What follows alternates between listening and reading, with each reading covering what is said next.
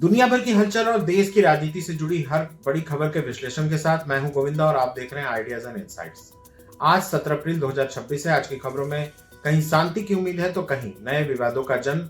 चलिए बुलेटिन की शुरुआत करते हैं आज की बड़ी सुर्खियों के साथ। राज्यसभा में निर्विरोध जीत, हरवंश सिंह फिर चुने गए उपसभापति। पीएम मोदी ने बताया पत्रकारिता और सौम्यता का संगम।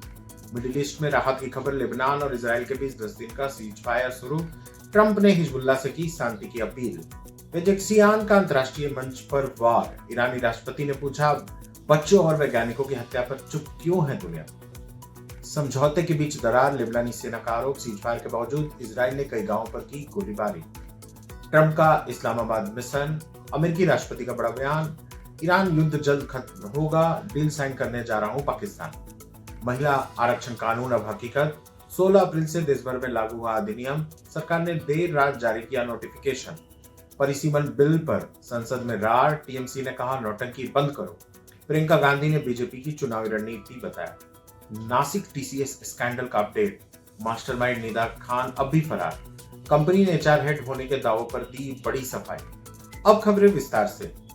हरवंश सिंह का निर्विरोध चुनाव। जेडीयू सांसद हरवंश सिंह को एक बार फिर राज्यसभा का उपसभापति चुन लिया गया है। पीएम मोदी ने बधाई देते हुए कहा कि उनकी लेखनी का तीखापन और व्यवहार की शालीनता एक मिसाल है। हरवंश जी ने नीतीश कुमार के एनडीए से अलग होने के समय भी अपनी पद की गरिमा को बखूबी संभालत। लेबनान इजराइल में थमी बंदूकें। आज तड़के 2:30 बजे से 10 दिनों का ऐतिहासिक युद्ध विराम लागू हो गया। कतर ने इस कदम का स्वागत किया और डोनाल्ड ट्रंप के प्रयासों की सराहना की। ट्रंप ने हिजबुल्लाह से अपील की है कि वे इस महत्वपूर्ण समय में उचित बर्ताव करें ताकि आगे और हत्याएं ना हो। ईरानी राष्ट्रपति का कड़ा रुख। मसूद ने सोशल मीडिया पर भावुक और कड़ा बयान दिया। उन्होंने कहा कि एक तरफ परमाणु हथियारों वाले देश हैं और दूसरी तरफ ईरान के शांतिपूर्ण वैज्ञानिक और बच्चों की हत्याएं की जा रही हैं। उन्होंने दुनिया को गोल्डन रूल पर लौटने का आग्रह किया। सीज फायर उल्लंघन के दावे। लेबनानी सेना ने आधिकारिक तौर पर कहा है कि इजराइल ने कई बार समझौतों का उल्लंघन कर गांव में गोलीबारी की है।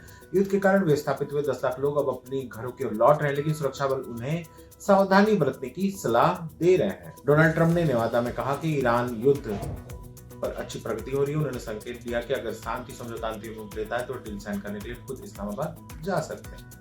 महिला आरक्षण का नोटिफिकेशन। भारत सरकार ने गुरुवार देर रात महिला आरक्षण अधिनियम 2023 को लागू करने का नोटिफिकेशन जारी कर दिया है। कानून 16 अप्रैल 2026 से प्रभावी हो गया है। हालांकि विपक्ष का कहना है कि इसके वास्तविक लाभ 2034 से पहले नहीं मिल पाएंगे। परिसीमन पर सियासी संग्राम। संसद के विशेष सत्र में डेलिमिटेशन बिल पर जमकर बहस हुई। टीएमसी सांसद कल्याण बनर्जी सीधे 50% आरक्षण की मांग की। वहीं प्रियंका गांधी ने आरोप लगाया कि अब बिल केवल अगले चुनाव को ध्यान में रखकर लाया गया है। नासिक का निदा खान केस। नासिक में धर्मांतरण और यौन उत्पीड़न के मामले में मुख्य आरोपी निदा खान का पता अब तक नहीं चला है। टीसीएस कंपनी ने साफ किया कि वह अस्थायी एचआर हेड नहीं थे।